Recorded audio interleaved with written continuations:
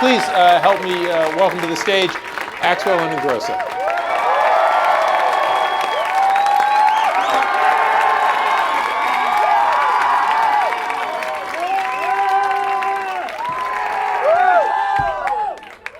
That's pretty much the dance.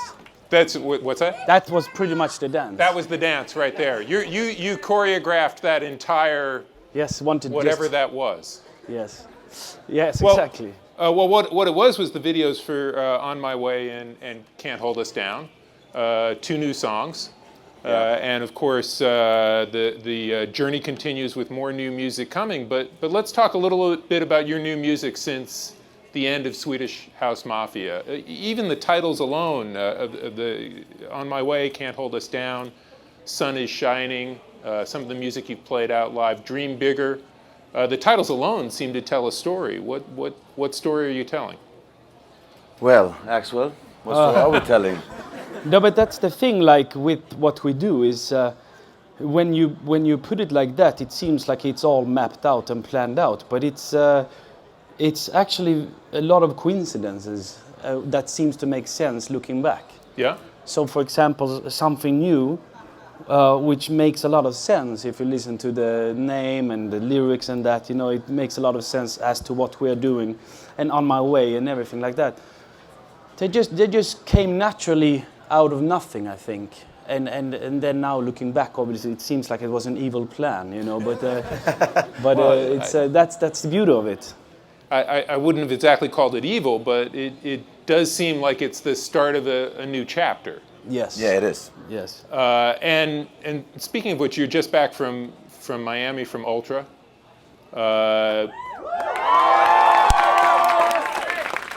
some of you might have seen us on the live stream there. And you've been to Ultra before. Obviously, Swedish House Mafia killed it there at the end of your time together.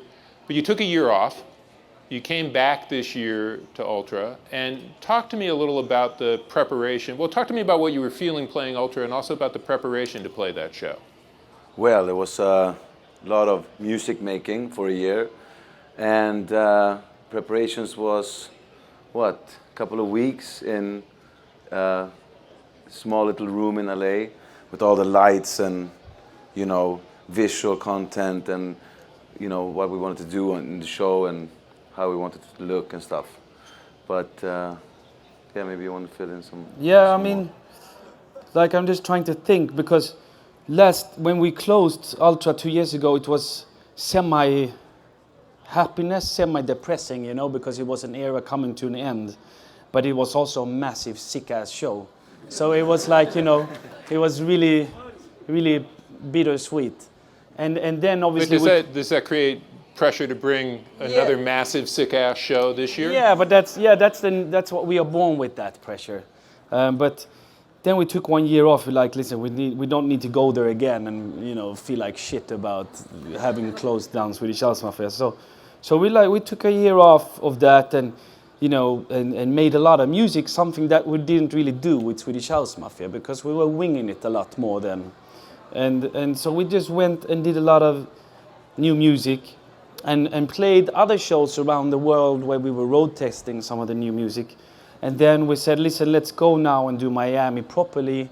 And obviously, like we do with everything, we have an idea of what we want to bring musically, tell a story as much as you can tell a story for 1 hour, and this year we played most new music from us, like we've done, we've never played so much new music before.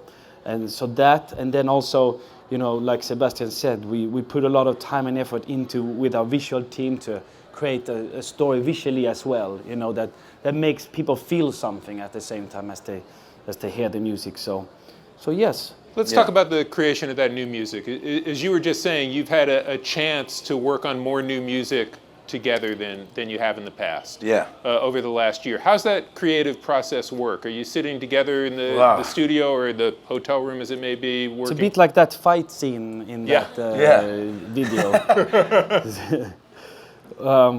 Yeah, how is that? How is that process? It's different from every time. Yeah, it's different because we are, as you know, we've been in Sweden, we've been in LA, we've been all over the world, tried to make music. We had ocean views, we hadn't been in like small hotel rooms. So it's different, you know, and we, like you said before, we road tested some of the music in clubs, in, you know, big festivals all over the world. So you kind of get different, you know, reactions all over the place. So we had to try to form the songs so it fits everywhere, ish. But the creative process has been mostly, we started the foundation in LA. We were there for a couple of months and, you know, started to work with mostly of our favorite, you know, songwriters from Sweden.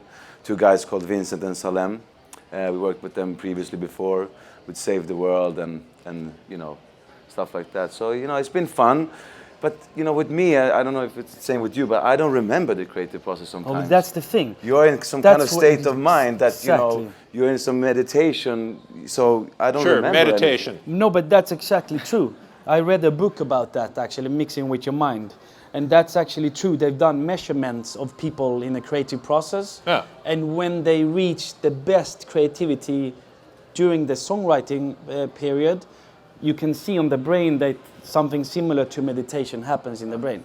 And that might be why you don't remember. Yeah, I mean, the hours goes like this, the minutes goes like this. You don't know what day it is even. You're like, okay, wait, what's going on? We've talked before about the two of you working together, and I know sometimes you're working side by side together to build a track, and then sometimes you like to take it away and work on it individually. Exactly. What's the advantage of being able to that's work the individually? That's the positive thing about working together, because sometimes when you work alone on a song, you get bored of it. And after a few weeks of just changing the hi-hat sound, you have no idea what you're doing anymore. And then you wish you had the reset button so you've never heard a song before, and you would have fresh ears of like saying exactly what needed to be done. And we've utilized that working together, basically. Like Sebastian would take one track, disappear with that for a few weeks, and I would try to forget it as much as I can, and I would then hear it and say, oh, cool, sounds good, change this, change that. Yeah. So we try to utilize the fact that we are two, you know, that's an advantage point for sure. Yeah. I've heard some of the new music starting in June. We met before you played Governor's Ball, and I know that some of the tracks I've heard have now been released, and some I heard just today, and they've changed considerably. So you're constantly tweaking things. Yeah. Yeah, that's why we need deadlines, otherwise they will never come out. We will tweak till... It's almost done. Yeah. Yeah. But you also have the advantage of, I mean, it's unusual, but you road test, I mean, there's material you played at Governor's Ball that no one had heard before as brand new tracks that you were playing for the audience for the first time.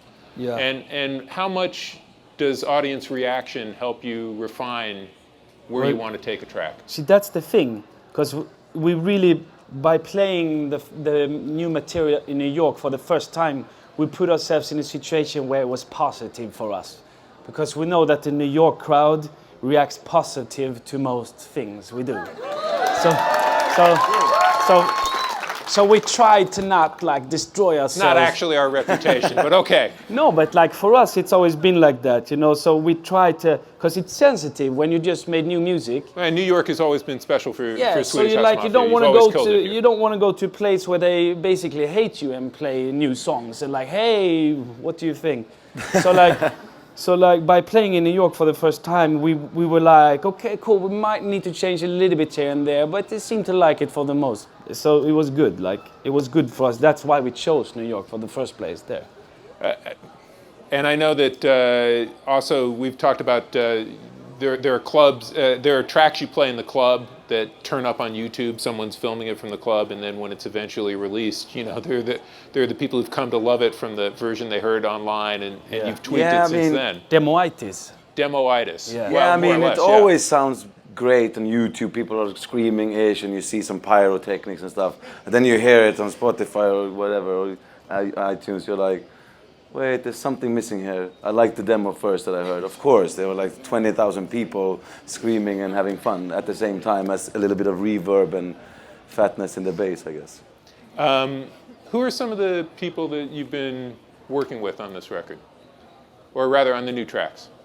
Vincent Pontare and Salem Al Fakir is two key guys that we've been working with, you know, writing a lot of songs, and they sing. Vincent sings on the Something New record, and they sing together in unison in On My Way.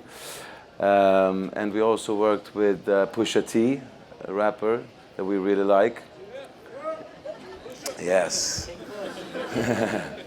And yeah, and we work together also. I work with us. Well, that's the main collaboration actually, and actually Vincent and Salem, like Salem Al Fakir, we worked back in 2004 on It's True, like a long time ago, and Vincent was actually part of Save the World, so it's all family members that, you know, we kind of like to keep around, and but then, you know, obviously we are saving something for the actually album release. You know, you might see some collaborations that you might find interesting on the album when it's done. You might. It's almost done. When it's done. There's every chance that people will find what's to come interesting. What's been inspiring you during this process? A lot of things. You know, what is a lot of inspiring is like just tracks from people. There might be like an idea in one track that one artist that we never heard about, you know, before. That's just like, wow, that's so interesting, like that little track idea there. Then obviously we've always been huge fans of Daft Punk, what they have always done, you know, they play a big part of our history. Yes, thank you, Daft Punk. And I mean, Coldplay has always been a big influence to us. And also for technique, you know, there's nobody with a technique that Skrillex has, you know. His technique That's true. is very, very one of a kind. So he's very inspiring. His playfulness is But also really, people that we grew up to, like, you know, Simon Garfunkel. We didn't really grow up. It was a little bit too early, but we listened to all of, you know, their songs, and, you know, everything from Simon and Garfunkel to, you know, bands, it's, you know, from the 80s. Sure, and Simon and Garfunkel to Skrillex is a pretty big range. yeah. That's why the album probably might not sound like one body of work. You know, it might sound quite sort of diverse, I guess. Well, we were talking a little earlier today about the difference between what you call songs and tools. Yeah. Can you explain to us what that means? Yeah, because in our world, the dance music scene, obviously, it's kind of hard to do both. Like there's you know, the track that is very, very much a functional track that's for the dance floor, very simple. Everybody knows exactly what's happening after the break. Everybody knows what's going to happen. The kick The goes track boom, you don't and then remember. it goes. You know, so it's like it's a very functional track. And sometimes it's very tempting to just make those type of tracks to get the crowd jumping. But it might not be the tracks that people go back and listen to after 10 years. But it's also very hard to do tracks that, you know, goes well on the dance floor, that is filled with guitar and ambient sounds and lots of vocals and like super nice melodies. Just that does not get the dance floor going. So our battle constantly is to combine the two, and that's quite challenging, and that's why it takes us so long to make a song. Well, I have to say, when you played me some music in June, that's what really blew my mind, was the attention you had paid to building those levels so that you could hear your love of guitar music and your love of those tools of the dance floor right alongside each other at the same time. Yeah, we try. try. But we're also going to make some of those tools just for the fuck of it as well. I have heard some of those tools, and love the tools. There's a chance you might deploy them at Terminal 5 this weekend. Yeah. And people, if they break out those tools, it will work. Let's go back to Miami for a second, because you'd been away for You'd been away for a year. How nervous were you playing this gig? I mean, we prepared a lot before, so we was not so nervous about that. We were more nervous about the lights and, you know, the interaction with the crowd. So it's getting the technical, Yeah, partly because- getting the technical aspect right. Yeah, and the crowd, obviously, that they would like our set. But we prepared a lot before, so we were pretty, like, we felt good before. Because I think people don't, I mean, they understand actually if they've seen the documentary, the Leave the World Behind documentary, how much stagecraft goes into what you do. There's very little, I mean, there's spontaneity, but there's no accident when it comes to that visual show, which is quite spectacular. No, we've kind of like became freaks with that, you know, after like when we first saw a show where the music was synchronized with the visual at the right time, at the right moment. When you see that once, you never want to see it not synchronized. You know, when there's a kick drum and there's a light at the same time, it just adds so much more. So, you know, we worked really hard with our visual team to just know what every song is going to look like. You know, no matter how we play them, it's important for them to know, oh, it's that song coming up, and they want it to look like that. So that's like the short story, you know, of how we make it look with them. And yeah, we really feel like, you know, it adds to the whole thing. You know, we feel good when we feel something nice looking behind us, and when we look at the crowd and we see that they actually see something that they like. One difference between your time making music in the past with Swedish House Mafia and your time making music now together, and I've just seen you nerd out on this, is the introduction of the Retina display. Yes, the Retina display. Yeah. We, you know, obviously we've always made music on the Macs with the Logic program, and you know, we're huge fans of that, and it's helped us to do what we want. Tell me a little bit about what's next. Well, Terminal 5 tonight. Yeah. And then... But why are we doing that gig? Is why, you know, I had to think about that a little bit as well, because, you know, like I probably said, like many of you guys said, who does a show that close to Miami on a Monday? In Miami, you know, like. But then it kind of made sense, you know, to just go like if anywhere you can announce a show with very few days to the date, you know, like on the Monday, like talk about odds not being, you know, in your favor. Exactly. But like if you can do that anywhere. Thank you. Yeah, thank you. Because we just felt like, you know, it's been obviously Ultra is such a big machine of like festival and so many acts and people playing so many songs after and before each other and here and there, and that, you know, it's important to get back to our roots a little bit sometimes and just like connect with the people that, because there's one thing playing at a festival where a lot of people are coming for a lot of different artists, but there's a whole nother thing playing to people that just come to see you. You know, then you can really indulge in yourself together with these people. You know, it's, yeah. So that's, so thank you for allowing us to making that happen. Yeah, thank you. And after Terminal 5, talk to me a little bit about what's going to happen. Well, we're going back to LA, more preparations. We're doing Coachella this year, so we're excited and just finishing up some more music. Yeah, we really want to finish the album that we took, you know, 15 years to even start. You know, so True. So that's it's like Seb said, Coachella, and then album, and then hopefully music shall be out there.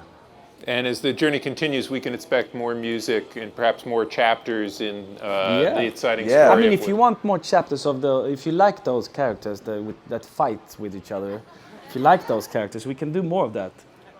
I like them. Yeah, we can do more. We can do that. We will see. I mean, something's going to happen, though. Something's going to happen. That journey needs to continue somehow. Okay, well, the journey we're going to go on right now involves taking some questions from the audience. How you guys doing? Welcome back to New York.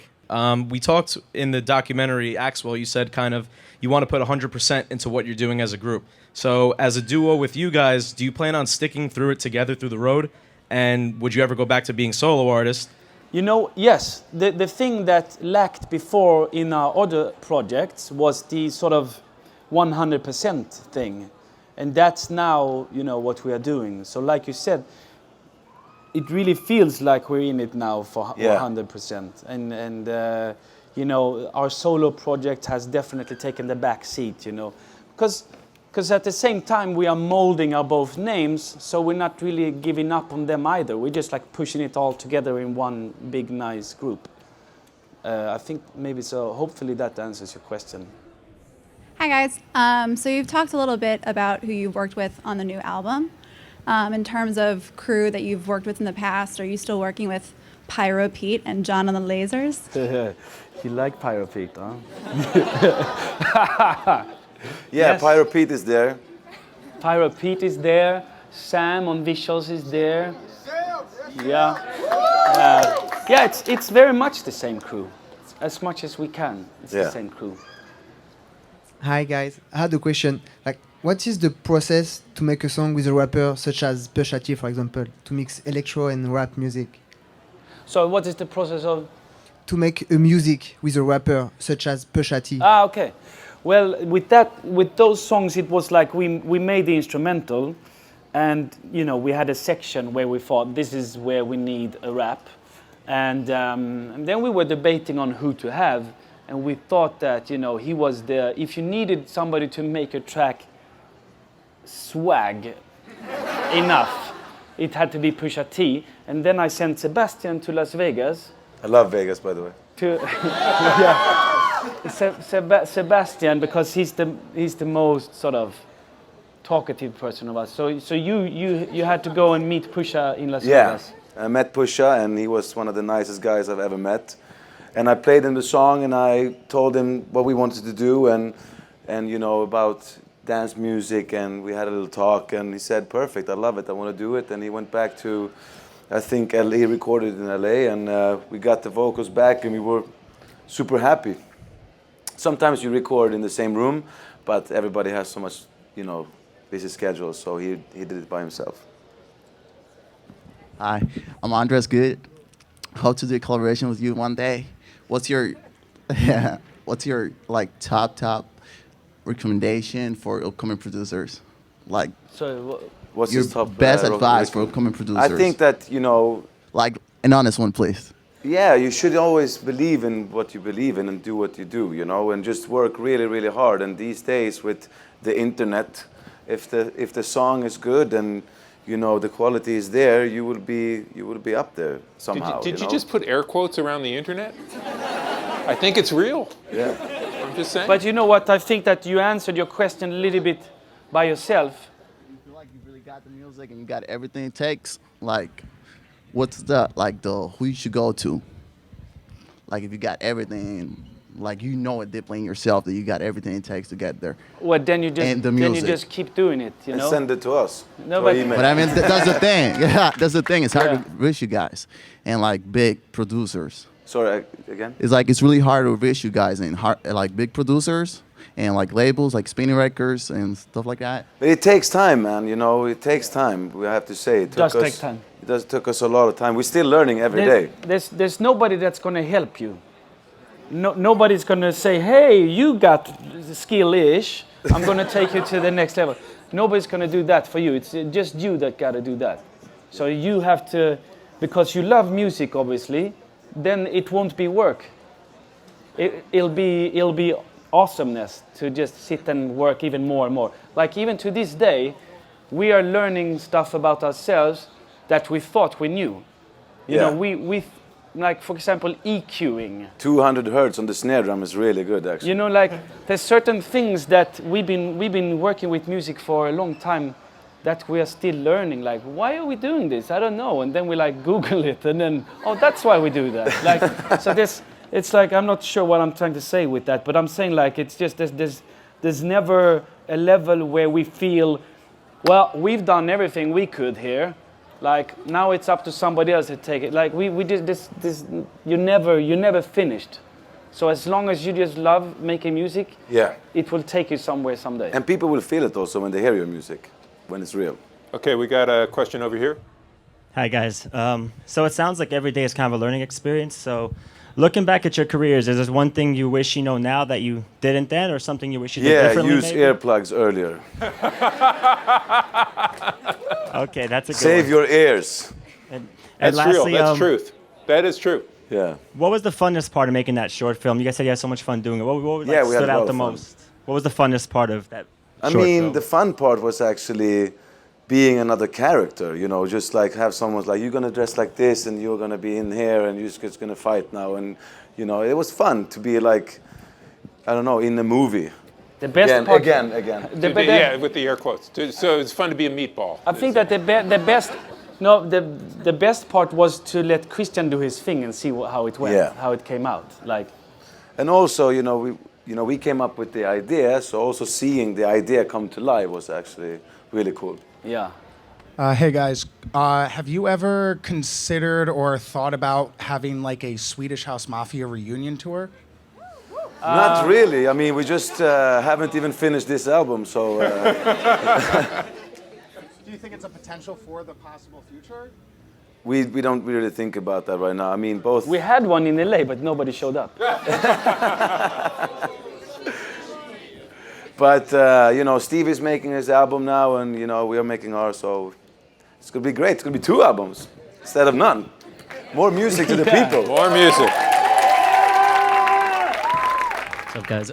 So at Governor's last year, great show, but it seemed like everyone in the crowd almost, it was like a very nervous vibe. Like it was almost the start of like something very new. Can you guys talk about some of the emotions you had, like literally minutes before the show? Because it almost seemed like it was. I didn't hear which show. Like the Governor's Governor, Ball. sorry. Like the kind of feeling when you can't really breathe. That kind of feeling. You Yeah. know, a little bit like that. Like we're just trying to get a little bit of air in there. Like that's how it was a little bit, but then at the same time, I don't know. Like we just because it was New York. Like we felt a little bit safe. Yeah. So it was just a little bit of that. Yeah. Hi. Just wondering if you guys have something big planned for summer. I know you've been doing departures in Ibiza for the last 2 years. Are you planning on doing something in another country, going back to Ibiza, staying in America? Yeah, we're going back to Ibiza. I guess some of you are also going back to Ibiza. Yeah. Yeah, we're doing Ibiza and we're doing festivals and we're doing some stuff. Any plans to go to Big Croatia? things, hopefully. Doing some stuff and things. Yeah. Stuff and things. Those are the best things. We're doing, like you said the other week, 1 million festivals this summer. Yeah, about Croatia, yes. Ultra Croatia. Yeah, we're doing. Oh, okay. Over this way? Hi guys, I like to say that I love you, Axwell, and you're so hot, Sebastian. My question is, So you love one, but the other one is I hot. love both of you. Okay, you want to marry him and then. I would marry both of you if I could. My question is, I love festivals, and I just like to know which is your favorite festival that you guys have been in throughout all these years, and I would love to take a selfie with you. I think that, there must be more than one festival. I think Ultra in Miami is very special also, and Coachella is really nice. It's a really nice festival, and I think, yeah. I never played that here in New York, that one that got canceled. Stereo Son. No EDC. No, the other one. Electric Zoo. Electric Zoo. Yeah, but I heard that's really good. Yeah, that's special. That's a little bit special. Every festival Oh, is it's good. just, let's just shout out the names of festivals and all agree they're freaking awesome. Everyone. Yeah, okay. Yeah, but festivals are great. Festivals are really, really great. But it's probably hard to beat your own show, like when you Yeah. have everybody's there for the same reason, Yeah. For us at least, I think. Hi. How do you guys feel about EDM's shift into mainstream media, not necessarily for your individual careers, but for the culture as a whole? I mean, I don't know, to be honest. I'm just happy that people likes music in general, Imagine that day when people don't like music anymore. I think it's fun that people, plays different music on radio. Hey guys, just want to say both of you guys are awesome. I love both of you. Thank you.